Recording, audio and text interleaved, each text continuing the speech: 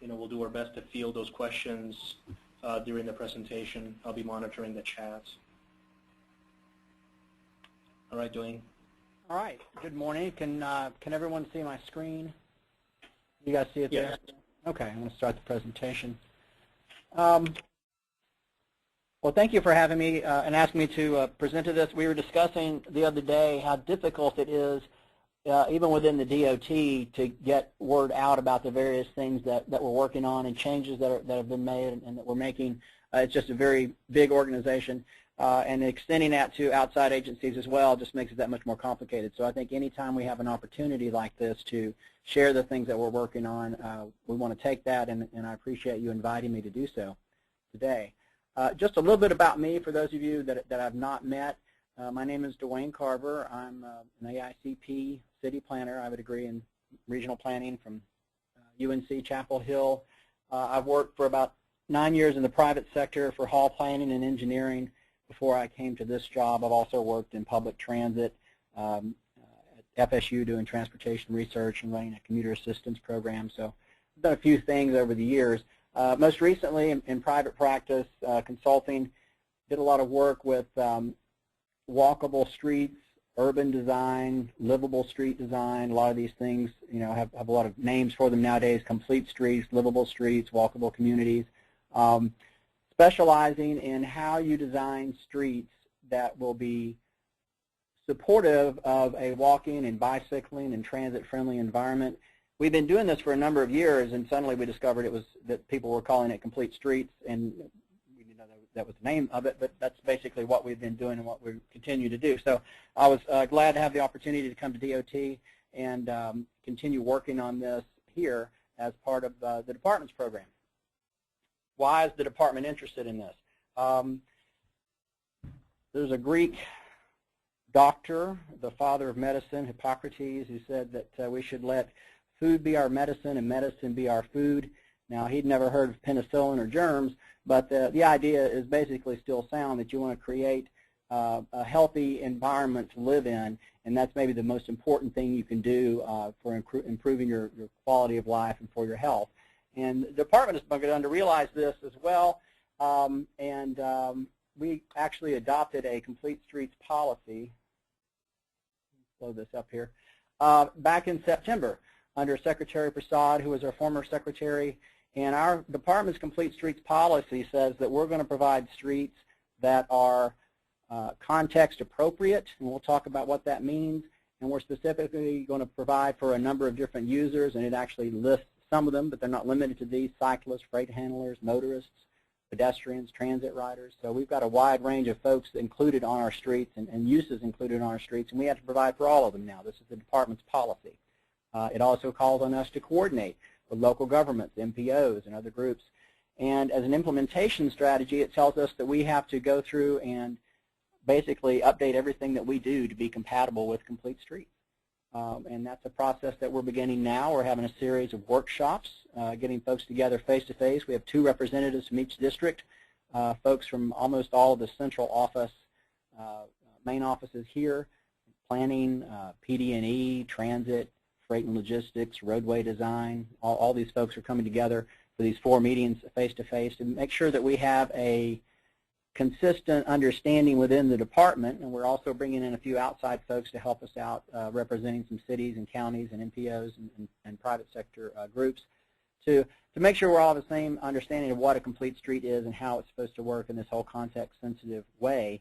And then we will be updating all of our manuals and things over the next year or so. We'll begin the process. It'll take a little longer than that to get it done, to be compatible with that. So that's where we're heading. The new secretary, whenever a new secretary comes in, everybody else wants to know, well, what's he going to want to do? Is it going to be the same thing or not? Well, it turns out it is. In fact, he wants to do more of it. This is a quote from our new secretary, Jim Boxhold, and this is from an address that he made to the Florida Chamber a few weeks ago, and he's made it pretty clear that he considers bicycle and pedestrian safety is continuing to be one of our top priorities, and we've been given the message from him to not only continue what we're doing, but to do it faster and do it better. So the mission is continuing here at DOT to get these complete streets into place.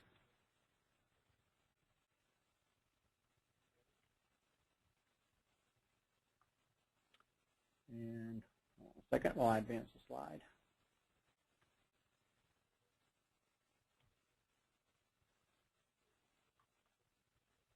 Okay, well, we'll do it that way then. All right.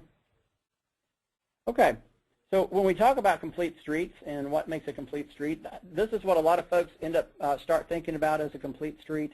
And you can see it has a place for pedestrians over here. They have their own sidewalk. We have a separate bicycle path here. We have motor vehicle lanes here. This is a park or something. This may be a wide median, actually. It looks like this is probably a one-way street in this condition here. So we provided for everything within this right-of-way. I could put buses over on this street, and this may even be a bus stop on the backside of this thing here. So, so basically, we've got a street that provides for everything, and arguably this is could be considered a complete street, and this is what most people think of when they think of complete streets. You may also notice, though, that it eats up a lot of right-of-way, and you may also wonder where all the people are coming from and going to who are walking here. If you look, the land uses are kind of vacant on this side over here. Maybe there's, and you can see the city in the background. But essentially, this is the kind of thing that people tend to think of. And this is a type of complete street. But what we recognize is that we can't build this everywhere, nor do we necessarily want or need to build this everywhere in order to have complete streets. This is also a complete street. And you can see that it has a lot of the similar things. I've got sidewalk over here. I've got a bike path. This is called a cycle track here. I've got motor vehicle lanes here. I've got some transit going on over here. So this is the same thing, but in a much tighter footprint. So already we can see that between this flavor of complete street and this flavor of complete street, even if we have all the elements, we can actually change the way we put those together to make sure it fits better into the location than where we're located. We call that being context sensitive. This is the Embarcadero in San Francisco, and this was the most complete street that I have been able to find. I've got heavy rail transit over here and streetcar. I've got motor vehicles. I've got bicycle facility here, wide sidewalks. Behind these buildings here are boats. This is the ferry landing in San Francisco, and so you also have boats here. So this is about the most complete street that I can think of or that I've been able to find, and it certainly has everything jammed in. This is interesting also because it used to be a freeway. It was one of these tear-down projects where the city decided they didn't want a freeway anymore, so they took it down and built a more pedestrian-friendly, at-grade roadway. But now, this is also a complete street. And you see it's quite different. We have the vehicle lanes. We have, this is actually a 5-foot bike lane. It doesn't look like it because it's compressed, but roll with me on it. But there's no sidewalks out here. But on the other hand, there's really nowhere to walk to or nowhere to walk from. This is in a rural condition out on the west side of Tallahassee and on Highway 90. This is actually U.S. Bike Route 90. But for the context where it's located, in a rural condition, this is actually could be considered a complete street. That's good for DOT because we have a lot of this, and so in places where it's appropriate, we've got essentially complete streets and rural roads. Our rural roads look fairly complete. Now we may talk about in the future whether it would be appropriate, say for instance, to have a bike path over here, a separate path for walking, the way you do say on the Suncoast Parkway, and that's something that might be considered to make this an even more complete street. But for the types of uses and for the land use context where you could say this is a complete street for a rural condition where you have this here. This is also a complete street. This is just a simple urban residential street. Everything happens in the street here. This one doesn't even have sidewalks. It was built in the 30s, and they didn't include sidewalks in a lot of the communities at that point because people used the street to walk, to play, and to do a lot of things that they would need to do. This would probably be considered a yield street by today's standards. 2 cars with the vehicles parked on both sides. If 2 cars are passing each other, they would have to slow down probably to do that, which keeps the traffic speeds low. So for a very urban residential condition, this is another kind of complete street. And you see we don't have the separate lanes for everything in here because it's been fit to its context. So we don't have to have a separate bike lane and a separate bus lane, a separate ferry boat landing. Everything is all complete just with the simple street that we have here. Another residential street, you see the bicyclists are able to use the travel lane here.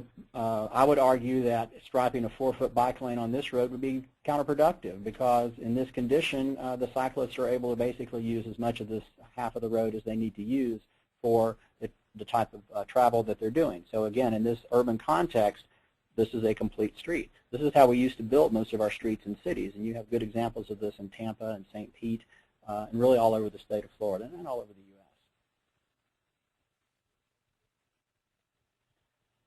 These are my favorite complete streets. This is in downtown Bradenton. This is a complete street in a very urban setting. This is their downtown, their main street, and I've got my buildings up to the back of the sidewalk. I've got my sidewalk cafe, on-street parking. I have narrow travel lanes, and you can see the other building across the street. So I have good enclosure. I have street trees. So in every way we can think of, this is a great example of a complete street. And it doesn't have separate lanes for everything. It just has everything very carefully arranged so that the uses all fit together and all the modes are going to work in a way that's compatible.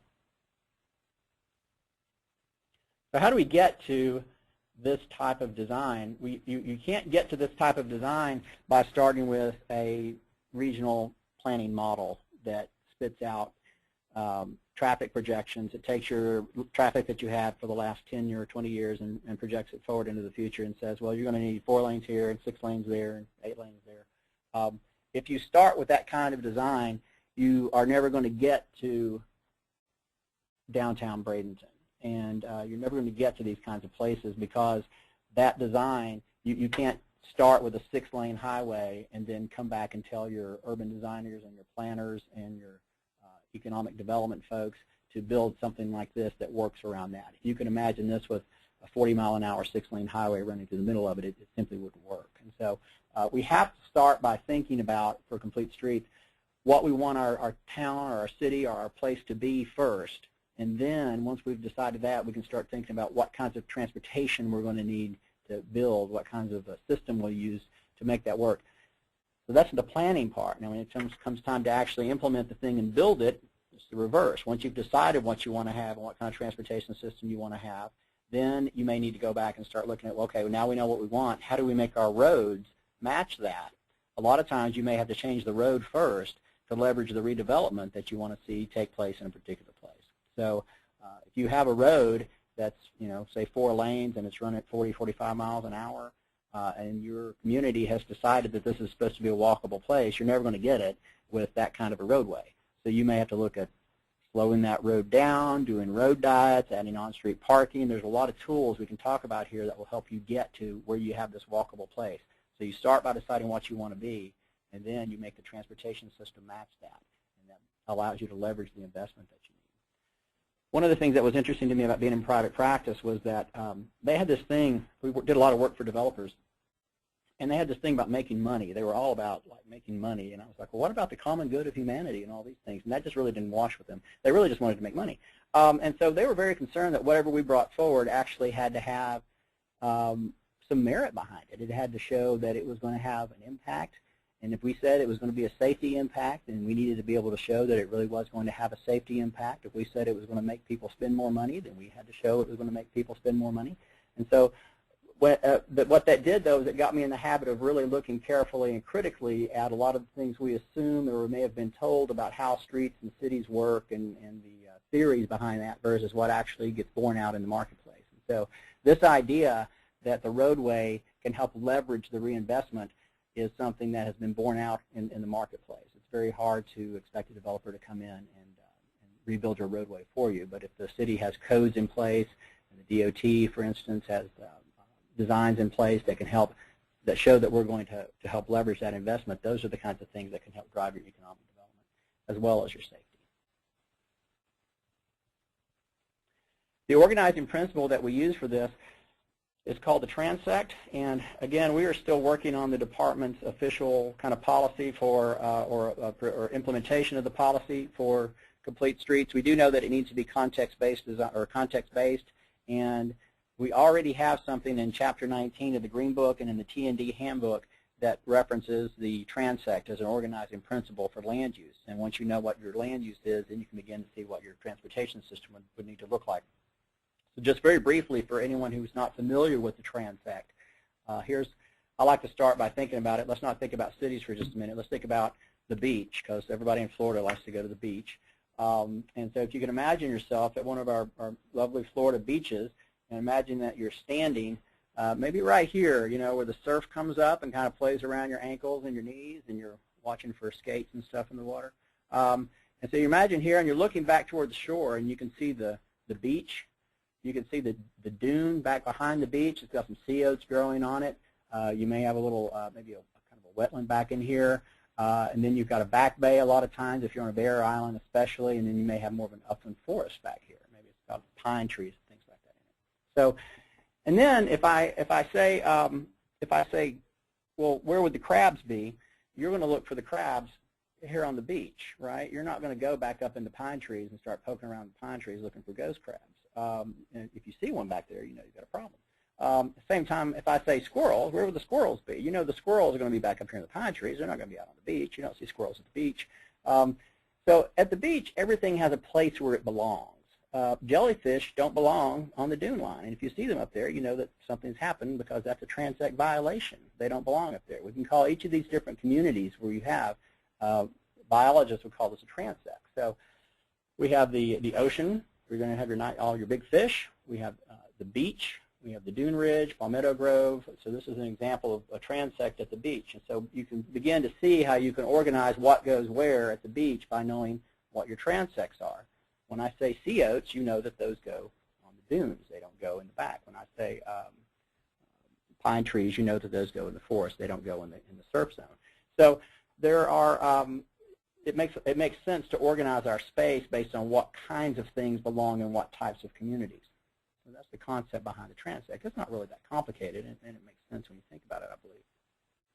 We can do the same thing with our cities. And I need to give you a caution about this diagram. This diagram is meant to show how things look in a particular place, but it doesn't necessarily mean that all cities develop in this kind of fried egg pattern where you have the high density in the middle and it spreads out.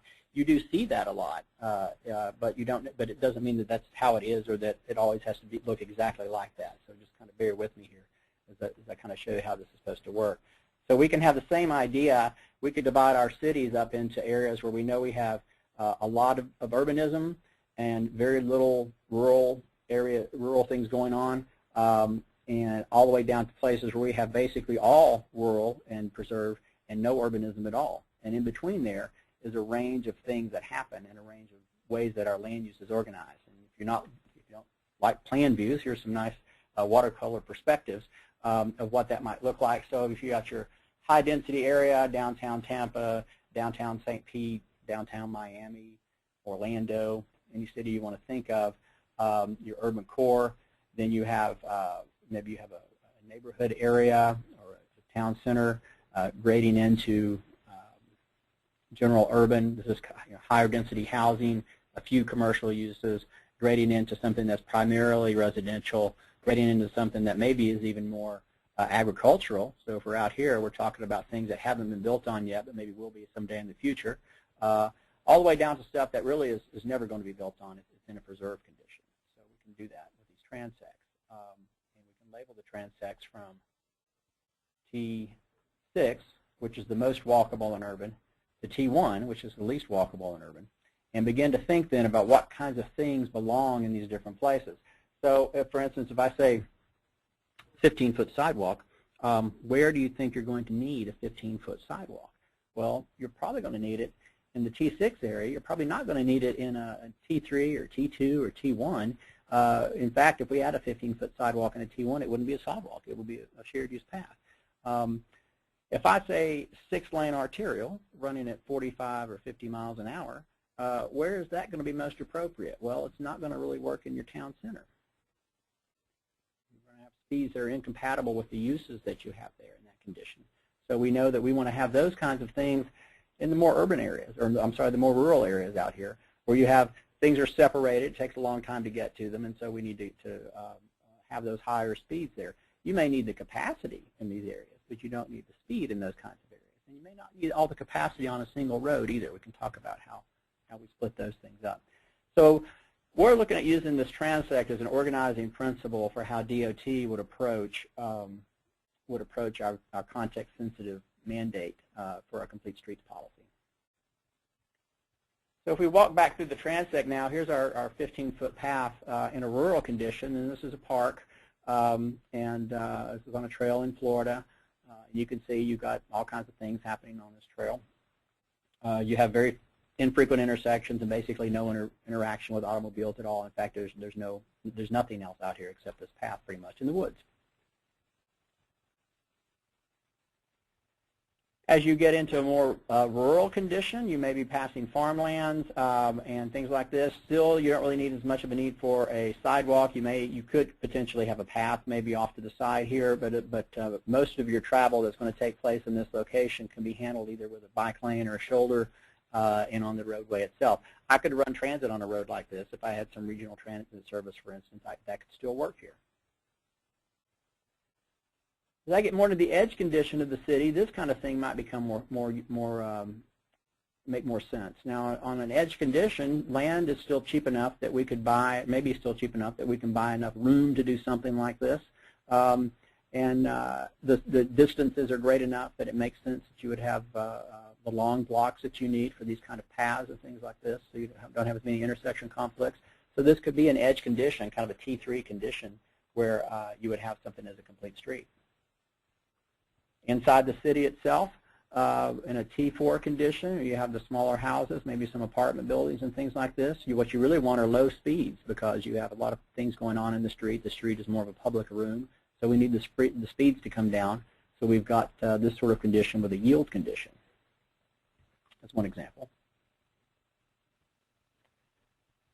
You have a small downtown area, and any of our delightful little Florida small towns, we could have something like this. This is our T5 transect. This is a complete street in a T5 context. The buildings are to the back of the sidewalk. We have a wide sidewalk. We have on-street parking, and we have 2 travel lanes that are not overly sized. And some nice live oaks and tree wells. And in the heart of the city, in our most urban areas, we may need something like this. Now, DOT does not have at present any standards that would allow us to put the cycle track design you see here on a state road. We're waiting for a study to come out from FHWA that has some information that we're very curious about dealing with the safety impacts of these and what the result is on that. But we are looking at it. We are actually working on what this might look like on a state road, but we don't have anything we could give you or I could share with you today. But my point is just, as you get into these urban contexts, we know that people like to see these things. Downtown St. Pete's got great examples of them. Downtown Tampa is putting some in. And so we know that these are coming. And this is in a T6 context, your urban core. This is the sorts of things that you begin to see. Everything is more close together. You have automobile lanes here, but they're not 12 feet wide. They're narrower than that. We have on-street parking. We have transit.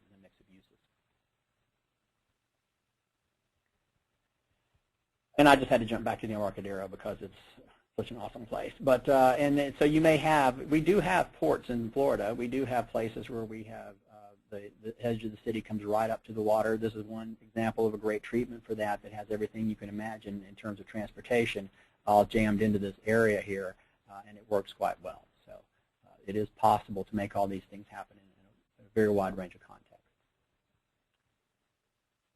Okay. I'll talk a little bit about pedestrians specifically. I have to tell you that over the last year, since I came here, we actually started with bicycle facilities and our standards updates, and so I don't have anything to share with you specifically related to pedestrian facility updates, but I want you to understand how DOT is looking at this, because what's going to happen is as we get our complete streets standards up and running and things like this, that's where the pedestrian issues are going to come into place. Sort of like the Hippocrates example I was using earlier, if we build good places that are complete, we're going to find, I think, that a lot of our pedestrian safety issues begin to go away and take care of themselves. And so maybe not so much with the bicycle facilities, which is why we've started with those, and I'll cover them separately. But let me talk a little bit about the things that you may consider and think about as far as what makes great places for pedestrians. There's 10 factors, and I'm just going to go through these pretty quickly, and this is kind of a top 10 list. And this is a list that's been compiled from just the experience we've had with urban design that I had in private practice. Rick Hall actually originated a lot of these, but I found them to be useful, and I want to present them to you just as something to consider in your own practice. And this is the sorts of things that go into our thinking as we're designing the stuff here at DOT. When you're looking to create great places with lots of walkability for pedestrians, if you look at it in terms of what your urban form has to look like, one of the most important is, one of the top 10, is that you need narrow streets. Someone asked me at a presentation I was doing about a year ago down in Fort Lauderdale. They said, well, we're really concerned about how the ADA treatments are in the medians of our 6-lane highways that we have down here, and you know, what's the best way that we can deal with making ADA work in the median of a 6-lane highway. And you know, I thought that's really the conversation you don't want to have. That's like being in the lifeboat and trying to decide who we're going to eat first. We want to avoid having the 6-lane streets if we all can. We want to actually start with the narrower streets. They're much easier for us to deal with. And so if we have narrower streets, it's shorter crossing distances, the speeds are going to be lower, and a lot of things just to get easier to work and make the complete part of it work a lot better. You get better street enclosure. So we want to try to have narrower streets if we can to make things more walkable for folks in an urban area. Street trees are important, especially in a condition where you may not have, if you're redeveloping and you don't have buildings that are built up to the back of the sidewalk yet, you can use street trees to provide a sense of enclosure. It is sunny in Florida. It does get hot, and so the street trees provide shade. Lots of good things about having those there. We had a session here in the roadway design office a few months ago on roadside safety, and it was basically about eliminating all the trees in the clear zone. So all the engineers were excited about eliminating trees in the clear zone. On these streets, we're going to be talking about low-speed streets. Okay, we're not talking about high-speed roads where you have a live oak located, 2 feet from the shoulder. We're talking about low-speed urban streets running at 35, 30, 20, 20 miles an hour. At that speed, the street trees are not as much of an issue as they might be somewhere else, and they're critically important for having a good urban condition. Traffic volumes are important. Of course, the natural thing to think is the less traffic volume you have, the better for having a great walkable condition, and that's generally true. There are some flip sides to that, though. If you can imagine, for instance, if I asked you, would you rather be on a high-volume street or a low-volume street, and probably say, well, I'd rather be on a low-volume street. I know I would. How about a no-volume street? What if it was a street that had no traffic at all? It was just a pedestrian street. That sounds pretty good. There are places where we've made that work, but we've also found that having a little bit of traffic volume actually is very useful for the retail. Sometimes it's hard to make the retail work if you don't have some traffic coming through. There's the idea also of having eyes on the street. If you think about being on a street at night, maybe you're the only one on that sidewalk, it might be nice to have a little bit of automobile traffic there so that there's other human beings in the area and for your own safety. So the idea is to have a limited amount of traffic volume, but we don't want to avoid getting huge amounts of traffic volumes to where the pedestrian feels overwhelmed by the amount of traffic that's there. Sidewalks, I thought sidewalks were number one and things. And in fact, from a DOT perspective, we've, I think, been under the impression that if we built sidewalks, then bam, it's complete, and you've got everything pedestrians need. They got a 5-foot sidewalk, so we're good and we can move on. It turns out sidewalks are very important, but they're not the most critical thing. And in a lot of places we've seen they're very walkable and don't have sidewalks. So if you get everything else right, that's the great thing about this list. If you get everything else right on this list and you only miss 1 or 2 things, you're probably still going to have a very walkable place. Sidewalks are a part of that too. Interconnected streets are important. Pedestrians like to take the shortest path between things, and bicyclists as well. So if you need to get from one place to another and you have to walk 1,000 feet out of your way to get there, you're either going to drive or you're going to cut across traffic, maybe in an unsafe way, or you're going to cut through a building or something like this. So we want to have all our streets connected together. This is why the cul-de-sacs are so problematic for us in our land development patterns. Everything needs to be linked together so that we have a variety of options. So pedestrians as well as motorists have a range of options to choose from for how they want to travel and the paths they want to take. This keeps us from concentrating all the traffic on just a few streets. This way we can spread it out with the interconnected streets. On-street parking is important. The classic reason you get for this is because on-street parking provides a buffer between the fast-moving vehicles in the roadway and the pedestrians on the sidewalk, and so they feel safer by having these 2,000-pound automobiles between them and the traffic, and there's probably something to that. What we discovered in private practice, though, was that the developers didn't care about that. What they realized and got us to realize is that a lot of times those pedestrians drove to get to where they are, and they need a place to park. And so the on-street parking provides parking, and you need parking in order for your businesses to thrive. There has to be a place for people to get there. Yes, there may be folks, if it's well designed, who are within walking and biking distance of your downtown or your activity center that you've built, and that's great, and we want to see more of that. But you're still going to have people who need to drive to it, and they need to have a place to park. On-street parking serves a lot of good functions. It has traffic calming effects, but it also just provides a place to park. Lower traffic speeds are important, and I'll talk a little bit more about that in just a moment, but we know that when the traffic speeds are at a certain level, pedestrians are there, and if they go above a certain level, they tend to disappear. They just don't go to those places because they feel unsafe. We'll talk about that more. You have to have a mix of land uses. That's very important, a place to come from and a place to go to. That slide I showed of US 90 that just had the 2 bicyclists and some cars on the highway out there, there was really nothing to walk to or from in that condition. If someone's walking out there, it's because they had a flat tire on their bicycle or their car broke down. It's unlikely you'll have a lot of folks walking out there. There's no mix of land uses. It's basically all the same thing. You can have a similar condition if all you've got are acres and acres of houses with no churches, no parks, no schools.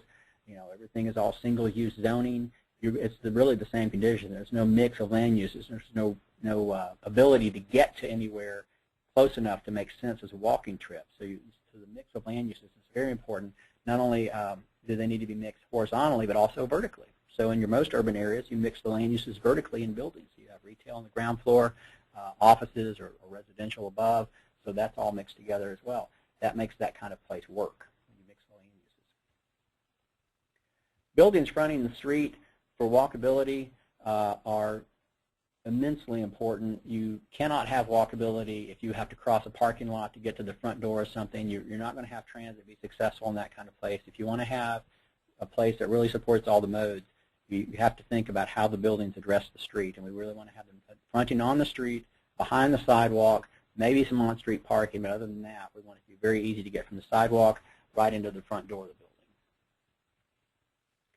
building. The number one thing we found is actually small block size, and by small, I'm talking about perimeter on the order between 2,000 and 2,500 feet. A block face, any individual block face wants to be between 350 and 600 feet. 600 would be a very long block. If you had a 600-foot block on one face, you might want to only have 200 or 300 on the other face. So you want to have a really small blocks. And here's why that's so important. First of all, once that's done, it's very difficult to change. The block size of a place, once it's laid in, is difficult to change. If you want to make a large block into small blocks, you have to buy right away and tear up buildings and all kinds of things. So we're going to try to get that block size right from the get-go. But if I have a small block size, then my buildings are fronting on the street because there's pretty much nowhere else for them to go. And we have the parking on the inside. I can't have enough parking on the inside with a small block. That means that I need on-street parking to support the fact that that I have to have parking, but won't all fit on the small block. Because I have a small block and I want to maximize the return on my investment, then I have to have a mix of land uses so I can get a lot of things going on that small block. When I have small blocks, I have more frequent intersections. That's going to lower my traffic speeds. When I have small blocks, I'm going to have interconnecting streets because the streets which surround the blocks, there's going to be more of them, and they'll be connected together because the blocks are small. Sidewalks could come or go, but generally speaking, we also want to have sidewalks there. The traffic volumes. If I have small blocks of interconnected streets, then my traffic volumes are able to spread themselves out. And I've seen this done in several places, and I invite you to do it yourself. Go through one of your nice urban areas, and you're going to have network of streets in the downtown area, and you're going to have some arterials along the edge. Go through and add up the traffic volumes, the daily volumes that those small downtown streets are carrying, and compare that to the volume on the arterial. I've done this before and seen in more than one case where you'll see that those local streets actually carry quite a bit of volume when you add it all up. It's just that they're not all put into one 6-lane or 8-lane highway, so it doesn't feel as oppressive to the people who are there. In fact, they can be very nice streets and still carry volumes at lower speeds that are distributed over the network. And because I am distributing the traffic over the network, I don't need to have wide streets. I can have narrow streets. I can have 2-lane streets rather than 6-lane or 4-lane streets in those conditions. I might need some 6-lane and 4-lane streets anyway, and there's ways to make those work as long as your entire system isn't built around those.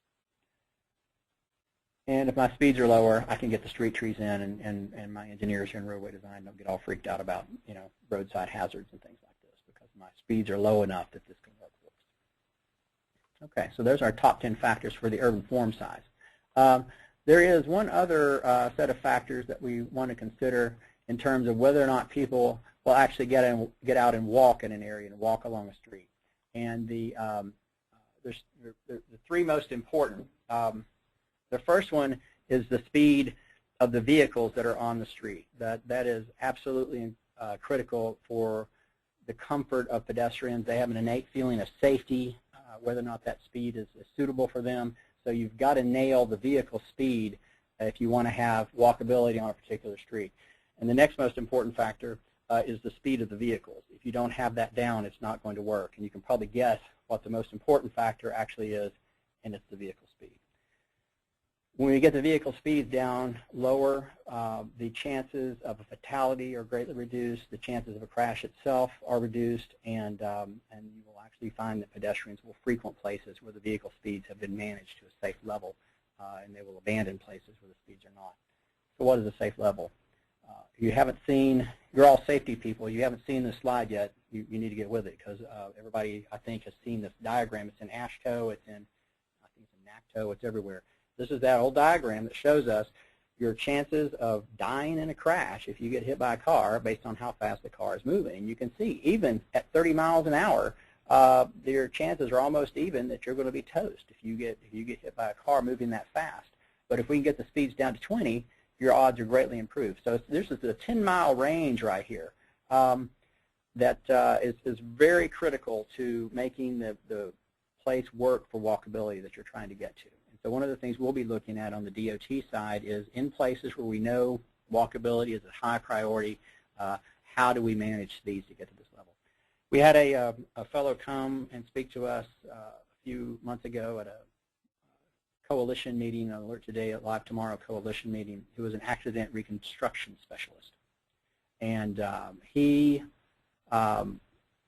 what he does is actually he puts dummies with accelerometers and things on them, and then he hits them with cars at different speeds to see what happens at those speeds to try to reconstruct accidents. And so I asked him, I said, where do you start seeing the serious injuries occur? And he's looking for things like, did someone come out of their shoes when they were hit?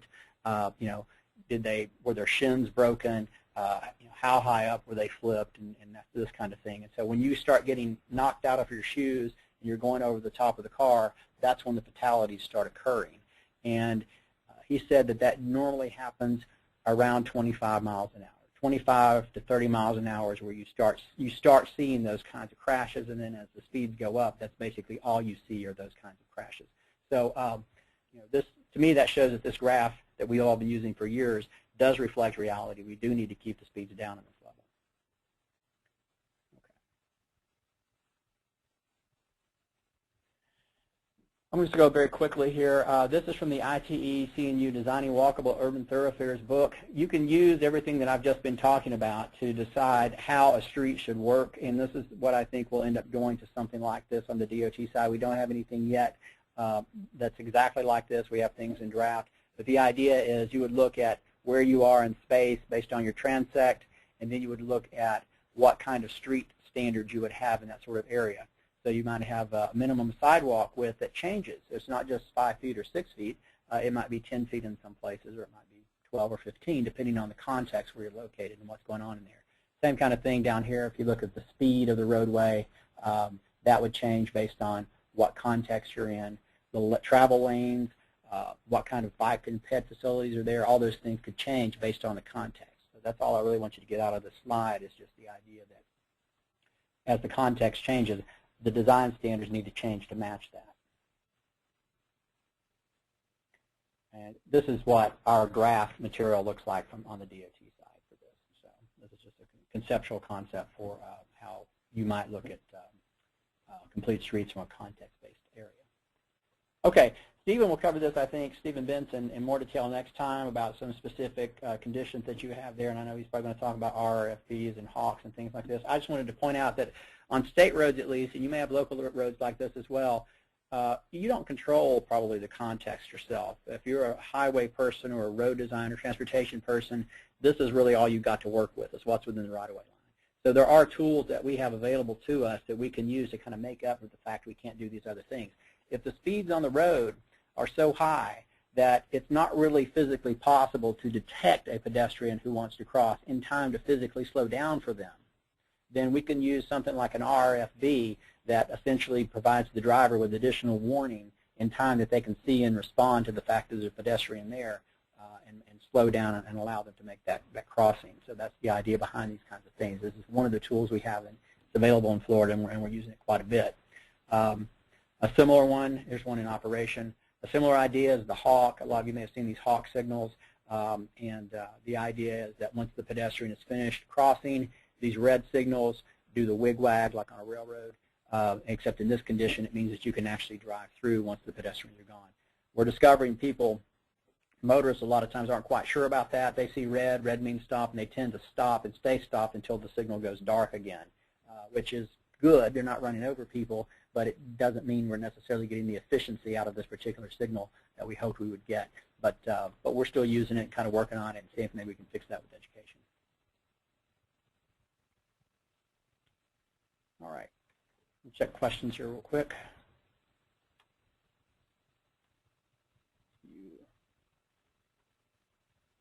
Okay, I'm not able to see the question bar, so I'm just going to continue on with the next part of this, and we'll take questions. Guys, is there any questions you want to point out to me at this point? I can't read them myself. Okay. Oh, Anthony, what? Okay. There's no questions in the chat. There was just a comment about the figure indicating that Florida is a stop state. So rather than the yield bars, it would be the stop bars and the figure with the advance. Yeah, that's correct.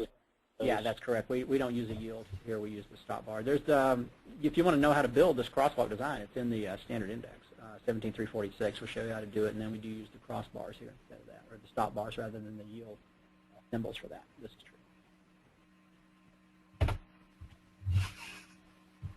All right, I'll move quickly through bicycles here. If you're designing for bicycles in Florida, first of all, it would help if you were a bicyclist and actually rode bikes in traffic. If you're not, then you need to be aware that things are a little counterintuitive sometimes when you get on a bicycle as far as how bicycles operate in traffic. One of the things we're trying to be more intentional about here at DOT is making it more clear to people when you're operating in traffic versus when you're not operating in traffic. And some of the revised designs that we're going to show you here in a minute are trying to help make that more clear to folks. We have this thing I call kind of bike lane psychosis, where you, especially novice riders, will get into a bike lane and feel that they're in some sort of magical protected space where nothing bad can happen to them, and lose track of the fact that they're still operating in traffic. There's motor vehicles turning in front of them. There's motor vehicles pulling out of driveways. So all the things that you need to do to operate in traffic safely, you still need to do when you're in a bike lane. It's just that you have less room to do them. So we want to make sure and make it more clear to people as we go along when you're on a facility that's operating in traffic on the road versus when you're on something like a bike path or a shared use path of some kind, which has a different set of design parameters, and we don't necessarily assume that you're operating in traffic. So I would let a 6-year-old ride on a bike path. I would not really expect them to be able to ride safely in a bike lane, for instance, because the bike lane is still operating in traffic. Florida bicycle law, if you're not familiar with it, get familiar with it. Here are some key things to consider as you're doing design for it. Bikes are considered vehicles when they're operating on the roadway. That means they have to ride in the same direction as traffic. If they're on a sidewalk or a path, then they are considered pedestrians, and they have pedestrian rights and responsibilities. Bicycles riding in traffic must have lights and reflectors at night, both lights and reflectors, white light in the front, red light in the rear.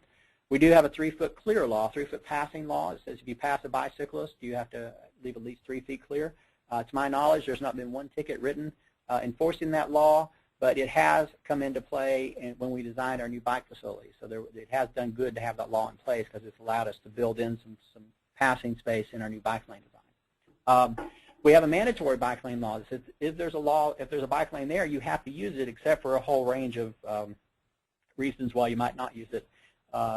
As a cyclist, this puts you somewhat at the mercy of the law enforcement officer who may or may not have read the entire law, and depending on which part of it they've read, they may or may not think you need to be in the bike lane. Most likely they'll think you do. This has been our experience. We have to provide at DOT, we are required to provide for bicycle and pedestrian transportation when we plan, design, and build roads. And so we have updated recently the Plans Preparation Manual, or PPM, and our design standards to provide better guidance for that. Now, a lot of you are working on local streets, and that uses the Green Book. The Green Book is in flux right now. We're actually have a meeting next week to talk about the changes that we want to make to the Green Book, and specifically the bicycle pedestrian chapters. Right now, it looks like that will incorporate some of the changes that were in NACTA, which we've also been asked to use in our DOT standards. It will probably incorporate some of the changes that were made to the PPM and design standards that I'm going to show you. But the DOT doesn't make the call on what goes into the Green Book, and so that's not been decided yet. I'm just kind of telling you the way things are going. I do believe there's enough flexibility in the Green Book that if an engineer wanted to pull something out of the PPM and use it, that you could support that through the Green Book. Those are minimum standards in the Green Book. So if you want to build a bigger bike lane, for instance, you could do that. But they're not exactly the same today, and they probably won't be exactly the same in the future either, because the Green Book deals with smaller, slower streets that have really more options than we do on state roads. A lot of misconceptions about planning for bicycles come from not really understanding the types of crashes that happen with bicyclists. People often think that the only kind of crash that happens that's important is when a motor vehicle hits a bicyclist or vice versa. In fact, that only accounts for about 20% of all the types of crashes that we see. Most bicycle crashes don't involve a motor vehicle at all, and some of them can be quite serious or even fatal. A bicyclist hitting a pedestrian, quite often the pedestrian will die in that condition. You have head injuries and all kinds of issues, so that's not, when a cyclist hits another non-motorized user, that's very dangerous. So if you have cyclists bombing down a sidewalk, for instance, you're setting up that kind of a crash. Cyclists interact with other cyclists in a negative way. They may T-bone somebody, you may be riding in their pace line and rub wheels, and then several people will go down. Most crashes are solo falls, and you know, you probably haven't done this yourself, I'm sure, but you may know someone who fell over because they got their feet caught in their toe clips at a light and couldn't get them out in time, and so they fell over in the light. I know a lot of folks who've fallen with toe clip or clipless pedal accidents. And solo falls can be very bad. You can have fractured ribs, you can have collarbone breaks, I've seen broken hips and thighs and all kinds of things. So cyclists are quite capable of hurting themselves, even not involving a motor vehicle. Now, it is true motor vehicle crashes tend to account for most of the fatalities that we see, but by no means are these other crashes insignificant and are something to consider when we are designing a bicycle facility. So if you're only focused on avoiding the motor vehicle crash, you may inadvertently set up one of these other crashes, which are actually more common and could be just as fatal or just as dangerous. We said the most common crash is caused by falling, and here's some of the common things that make people fall. Sand or gravel. How many of you have seen sand or gravel collected in the bike lane or on the paved shoulder? Poor pavement conditions. We don't have too much of that on state roads in Florida. Longitudinal cracks will grab a wheel and make someone fall, or you may hit that and bump over. The same kind of thing that happened along a gutter seam. If you don't know what a bollard is, it's one of these posts that sticks up about chest high, and a lot of times we put these at the entrance to a bike path so that motor vehicles don't drive on the path. But cyclists will hit those things. And if you don't allow enough room around them, or ideally you want to avoid using them at all. But those are a hazard, actually, for cyclists, and they are a common way that people will crash. Drain grates. We've gotten better about fixing these, but there are still bad drain grates out there that people will hit and catch a wheel and go down. If you've ever seen one who's fallen on one of these bascule bridges with the decking, I don't know how many you have of those there in your area, but I know we have a lot on the east coast of Florida, at least, and those cause some pretty nasty falls. And we're looking at ways to maybe fix some of that by having plates that go down that the cyclist can ride on, so they're not as slippery. But those kind of gratings that you fall on can be very dangerous and produce some really ugly crashes. When we look at the kind of crashes that happen that involve motor vehicles, those don't happen really randomly. Well, they occur randomly, but the way the crash actually happens is not that random. They tend to fall into a series of categories. We have a left cross where a left-turning motorist hits a cyclist. Most commonly, the motorist will say, well, I didn't see the cyclist coming. That's probably true if the cyclist is on a sidewalk, or maybe if they were in a narrow bike lane. A right hook is when a motorist pulls ahead of a cyclist and turns right in front of them. So the cyclist is going through, the motorist is turning right, so the motorist drives up and turns in front of the cyclist. Drive-outs are common, where someone is backing or pulling straight out of a driveway, for instance, and they hit a cyclist who's already there on the road or on a sidewalk. Side swipes and rear overtakings. The rear overtaking is the thing people are always afraid of the most. Everybody thinks when you ride a bike on the road, someone's going to come along behind you in a truck and run over you. That actually accounts for a very small percentage of crashes, and a lot of those crashes deal with cyclists who are riding at night without lights. So a lot of times, if you're just following the law, riding in the same direction as traffic, using lights at night, things like this, you're going to reduce the odds of these crashes happening to the point where it's essentially random chance. You basically have similar odds to just having a heart attack while you're riding around or something. Side swipes can occur where someone is attempting to share a lane that is really not wide enough to share, and so the motorist thinks they can pass the cyclist, and then here's oncoming traffic, so the motorist comes back over and side swipes the cyclist. Those can be very deadly crashes. And doorings, where you're riding too close to a parked car, someone opens the door of the parked car, and you get the door. This could happen when you're riding next to parked cars. It can also happen if you have a queue of cars and you are riding in a bike lane to the right of that queue. So let's say you got cars stopped at an intersection, and you're riding along, and someone decides they're going to jump out of that car and get on the sidewalk. You can imagine conditions where this happens. I see it happen all the time around FSU, where people will stop a car and get out on the right-hand side of the car and drop off a passenger.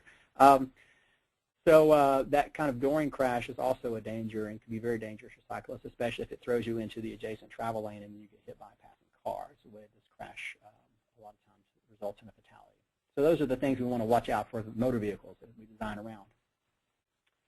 Some diagrams that show how these crashes happen. Here's my left cross with the through-going cyclist interacts with the left-turning motorist. This is called a screening crash, where the cyclist is in the bike lane and is screened by another vehicle that's in the travel lane. And so as soon as this blue car goes, the brown car attempts to turn left and hits the cyclist that they did not see because they were physically screened by the passing vehicle. Here's our classic right hook. The cyclist is going through, the motorist is turning right, and right hooks the cyclist. Here's a drive-out crash. Maybe the cyclist is going through, the motorist stops but does not yield, and then continues going and hits the cyclist. This kind of thing can happen at a driveway as well. Commonly, you'll see this in driveway crashes. Here's a side swipe. This one involves a trailer.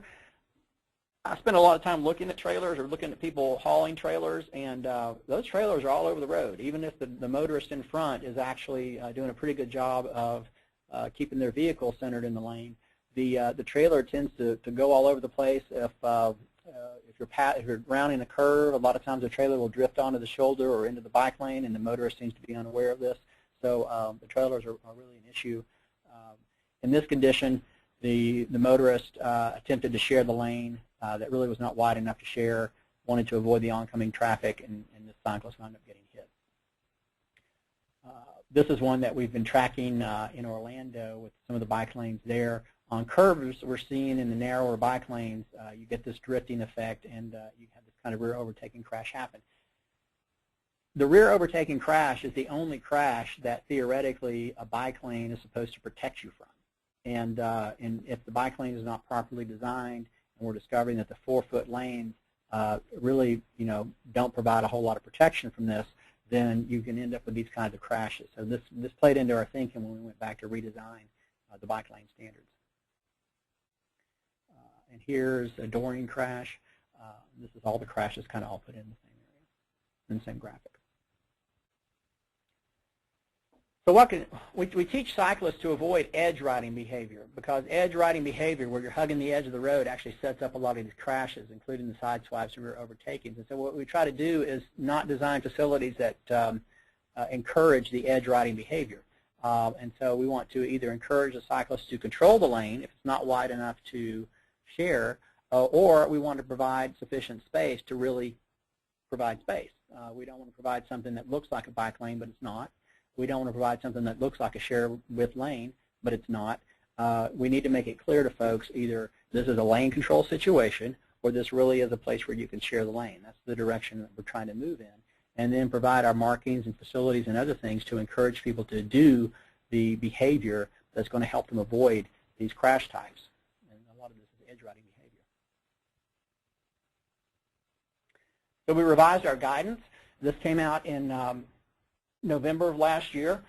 We revised the markings of the shared lane, where that gets placed. We came up with new minimum and recommended widths for bicycle lanes, and I'm sorry, I should strike the bullet about lane width based on travel speed. That wound up not being an issue.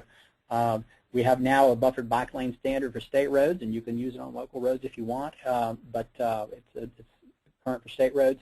And we have some new flexibility on going down to 11-foot lanes in urban conditions now. If you want to find the new standards, I want to put this in because several folks have said, hey, I heard there's new standards, but I couldn't find them. If you go to the 2015 e-books, most of you should be familiar with where our design standards are kept on the website, and you just click on the old 17347, you get the old standard, okay, because that was not adopted. The standard was adopted a little bit later than the PPM language was. And so when we update the standards this summer, this old 17347, which is the index for bicycle markings, will go away, and this new one will become the new standard. But for now, if you go to this page, and you need to click on the DSR, the Design Standard Revisions, and that will take you to this page, which is all the design standard revisions that go in with the 2015 set of standards. And here are the new bicycle lane markings. Here is the roadway design bulletin that goes along with those markings and explains how we came up with them and what they mean and all the changes that are made to the PPM to reflect this. And the new PPM does already have this language in it. And this is something new that we're doing called instructions for design standards.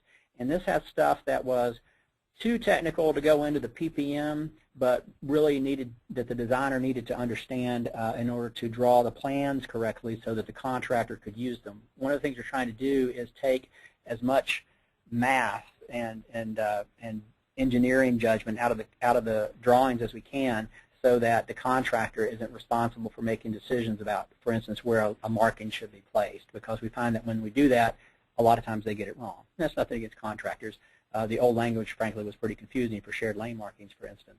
And so we're trying to remove as much of that as possible. The instructions for design standards tell the designer what they need to do with the plans, so that the contractor, when they get the plans, will know exactly what to do in each of these different conditions. For example, here's our new shared lane markings.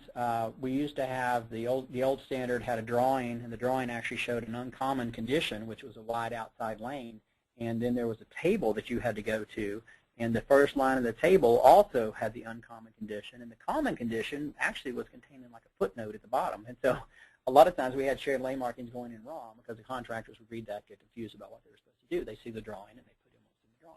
So the new drawing showed the most common condition, and in fact we just did away with all the issues about, do you put it close to the curb, or do you put it so many feet out from the curb face or whatever, and we said, you know what, if you're going to use a shared lane marking, and these can only be used on roads that have a speed limit of 35 or less, then just put it in the center of the lane, because that tells everyone that they can expect to have a cyclist in that lane. The cyclist can be anywhere in that lane. They may be controlling the lane. They may decide they can move over and try to share that lane. You let the cyclist decide that, and they can make the decision for themselves that's safest, but they have the ability to use that entire lane if they want to use it, and so we put the shared lane marking in the center of the lane. Same kind of thing. If it's next to on-street parking, put the shared lane marking in the center of the lane. The old marking had it really in the door zone, and so we wanted to move it to the center, and now it's consistent all the way through. Wherever you see a shared lane marking, you would just put it in. It should be in the center of the road. We're hoping this also helps with the issue of motorists understanding what that marking means. It has a very low recognition score for people when we've done testing on it. So we're hoping that if they see it consistently in the same place, they'll begin to get an idea of what it actually means.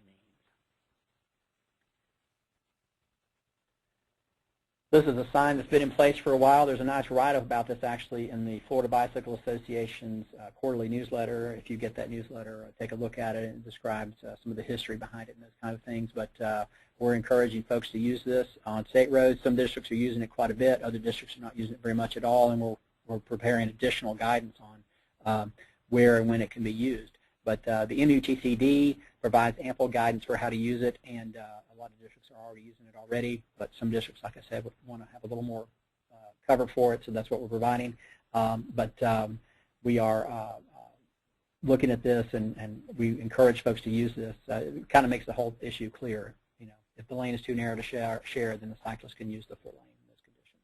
This does not have a speed limit attached to it, at least at this point. Again, we're looking at this in Florida. We may decide at some point that, well, we're not going to use this on roads above a certain speed, but that's not been decided yet. I just want to let you know that we are kind of still working on. There may be additional guidance come out, but for now, what's in the MUTCD is providing guidance for a lot of the districts to use this, and you're seeing this on state roads. I believe 7 is using them. District 1 is using them, and my understanding is that 4 and 6 are also using these. All right, we have bicycle lanes, and what we've done is the new standard, if you're building a bicycle lane on a state road from scratch, building a brand new road, it has to be a 7-foot wide buffered bicycle lane. I'll show you the drawing for that. If you can't get in a 7-foot, let's say you've got a 4-lane road that you're restriping, you can go to 6 feet, and that's okay. And in fact, the PPM has a little ladder that you can walk down that will show you how wide each of these needs to be based on what your preferences are. This allows you to retrofit the existing roads and have more options for bike lanes. So this is our current standard of what you would do. You have 12-foot lanes in an urban area, curb and gutter, and a 4-foot bike lane. That's the maximum width travel lane and the minimum width bicycle lane. The new standard is the 7-foot buffered bicycle lane. Notice we use a very simple buffer here. This goes back to the idea that if you're operating in traffic, we want to make it as clear as we can that you're still operating in traffic. We don't want people to think that this is a protected bike lane, and for some reason you can be in here and motor vehicles can't get you. This is just thermoplastic. A car can drive right over the top of that. So we don't want to overplay the message that this buffer is going to somehow be protected for you. All this buffer is for is to let the motorist know that this is your lane, and also it makes the lane look too narrow to drive in. A 7-foot lane you can actually drive in. And so we want to, what this does is it visually reduces the width of the lane down to where it looks a little too narrow to get your car into. Okay. The detail on that buffer is just 2 6-inch white lines with an 8-inch gap between them. You measure the 7 feet to the center of this inside line right here. So this should be 7 feet. This is actually a 6-foot version of it. On a 4-lane road, if you may want to do a 6-foot buffered bike lane instead. The 6-foot bike lane doesn't need to be buffered, but the standards show it being buffered, so we're using 6-foot buffered bike lanes. Below 6 feet, you don't buffer the bike lane at all, so you wouldn't have a 5-foot or 4-foot buffered bike lane. 6 foot is the most the largest or smallest size that you would buffer. All right. I also want to talk a little bit about roundabouts. We are doing a pretty intensive effort right now on getting more roundabouts on state systems. I'm peripherally involved with that. I can just share a little bit with you. I know that if you go to NCHRP 672, that will tell you the bulk of what we're using for our own standards. We are doing a screening tool, and they're doing a lot of work on that now in the department's traffic operations is working with roadway design to come up with a good screening tool so folks can understand when these roundabouts are going to work, and we don't want to put them in and have them fail, and so we want to make it clear when you can use them and when they're going to be most effective. The districts are required to have 2 roundabouts in the work program, the next 5-year work program, and so they need to be programming these things in and putting them in. A common question we have on roundabouts is what do you do about bicycles, getting them through there? This is a detail from NCHRP 672. As a bicycle is approaching a roundabout, it has two options. It can go through as a vehicle. So basically, if you're in a bike lane, you approach a roundabout, you get out of the bike lane and just go through the roundabout like a vehicle. Keep in mind the circulating speed in the roundabout is 15, 18 miles an hour, which is plenty slow enough to safely share the lane with a bicycle, so that's not an issue. If you just don't want to do that, the recommended design is to have a little, I call this a bailout ramp. Basically, you ramp onto the sidewalk. We provide a little bit of a wider sidewalk, and you go around the roundabout like a pedestrian on your bicycle. If you have enough room and you can make it more like a bicycle path with appropriate widths and everything, you could ride it like a bike path. But the idea is you're not circulating in traffic in that condition. This is a graphic that we're working on that's not been released yet. It's just a draft, but essentially it shows the same idea. The cyclist bails out and uses the sidewalk or the path here, or they can get into the travel lane and go through the roundabout like a motor vehicle. Road diets. A lot of folks may not know that we actually have a road diet policy or a CPR guidance. It's not a policy within the department. And you can download that from this link or go to the department's website and just do a search on lane elimination. We call it lane elimination rather than road diet in the department. And so we actually have lane elimination guidance. In addition, there's an FHWA road diet guide, but this is the department's guidance. This is what it looks like. Inside it, you will find flow charts. You will find a procedure that you can go through. You'll find volume thresholds, a lot of good information to help folks make a decision about what kind of facility you would want to have there and how you can do the road diet. Okay. Those are all the information I have. So I'm going to turn it over for questions, or if there's any questions or anything I haven't covered or anything you want to know more about, please let me know. There was a question a little bit ago in the chat regarding freight. With the FDOT Complete Streets policy, will it also include freight users, and how would they be addressed in the draft standards? That's a great question. It absolutely includes freight. You may have noticed in the actual policy language itself, it says we will accommodate freight. And one of our workshop sessions, the 4 workshop sessions we're having, is in fact a session just on freight. And the goal behind these workshops was so that the bicycle and pedestrian and transit people begin to understand the challenges that are faced by freight and their needs and concerns. And at the same time, the freight people are attending the other meetings, and they will begin to understand the challenges that are faced by bicycle and pedestrian and transit. So everybody can begin working from a common framework. There are ways in Florida that have already been used to accommodate freight, and we are still working on that. I don't have a solid answer in terms of what our design parameters are going to be, because again, it's something that we're still working on. But I do know that it's absolutely a priority for the department to both continue to be able to move freight, but at the same time make sure that we don't, for instance, gut very walkable areas by over programming for freight in a particular area. So we'll be looking at that, and it is not slipping between the cracks. It's something that we're paying very close attention to. You showed a sign earlier and mentioned a pedestrian newsletter. What was the name of that newsletter? It's the Florida Bicycle Association's newsletter. It's called The Messenger. And if you're a member of Florida Bicycle Association, there was an article in there. I received it yesterday in the mail, is why I noticed it. One of the guys talks about the bicycles may use full lane signs, the R411 sign, and can be used to make it more clear where this lane sharing condition is not appropriate, where you actually need cyclists control the travel lane. It sounds like we've got an enforcement question here as well regarding penalization for bicycles that are not respecting the regulations. Is there any thought to any changes regarding, I guess, current laws? It's my understanding that there are, in fact, bills in the legislature today that will change a number of aspects of how bicyclists are treated under the law. The House version is House Bill 231, and the Senate version is. Yeah, I can see it. So that's like a commissioner thing? I don't know. It came out of the conference room? You know, it's funny because it's both. I'm here for the committees. Yeah. The bike path committees and all that. And Oh, okay. then I had this meeting, so I said, maybe this gives me So an you're in here. to come and just amp out again. And District 7 has unmuted themselves. Yeah, I think somebody's unmuted. That sounded like District 7. Okay, I think they got it.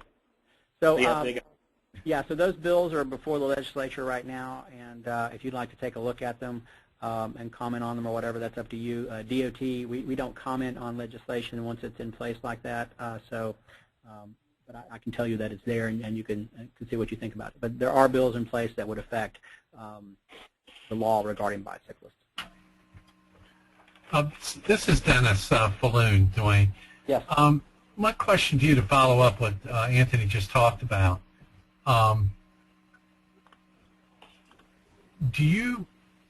I saw the percentage of like 17% of accidents occur because other cyclists bumping into other cyclists.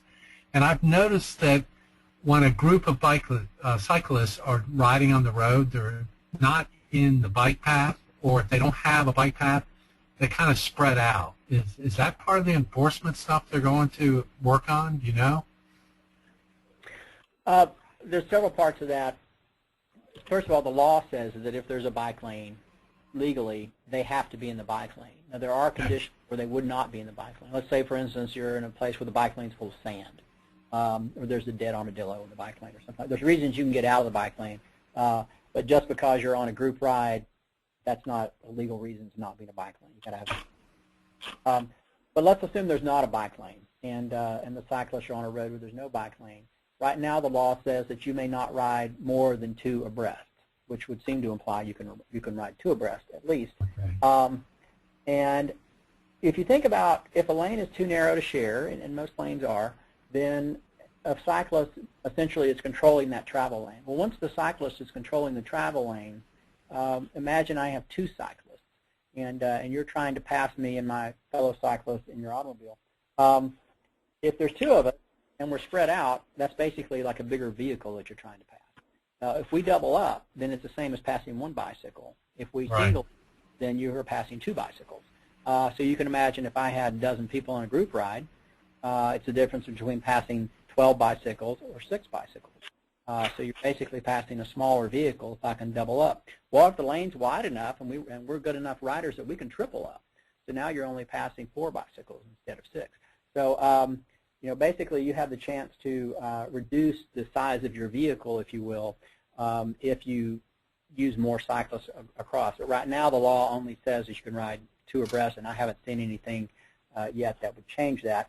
But I would argue, just from the perspective of what actually works better for the motorists and the cyclists, if you can get more cyclists in the lane abreast, then that's fewer cyclists that you have to pass. The safe thing to do for a motorist is to pass the cyclist completely in the other lane when it's safe to do so.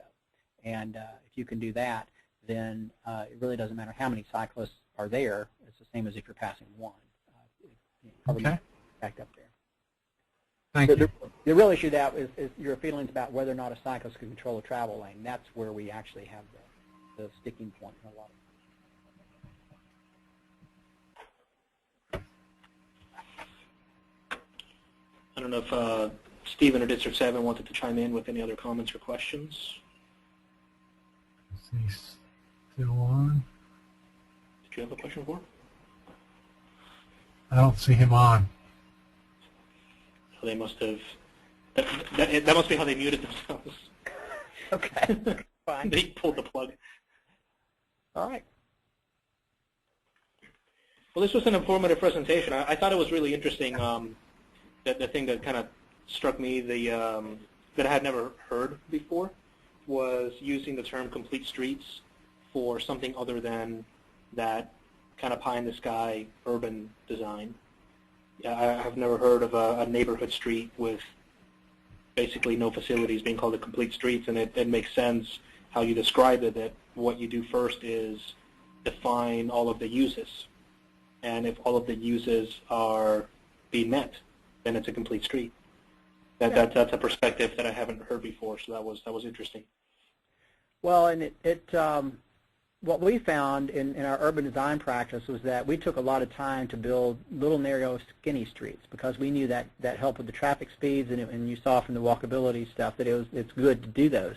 And then we had issues with people coming back in and saying, oh, we want this to be a complete street, so you need to add a 5-foot bike lane and a 12-foot transit lane and all these things. I'm like, well, this is a residential street. What you just did was blow my street out so wide that now I'm going to have 45-mile-an-hour traffic on it. So we want to be careful to match the context of the road, what we put, how big we make the road to where the road is located. And DOT is working on that as well. This has come up several times, not from me, but from other engineers. Once we describe what we're trying to do, they say, oh, well, we need standards that will let us do that. So they get it. It's just coming up with the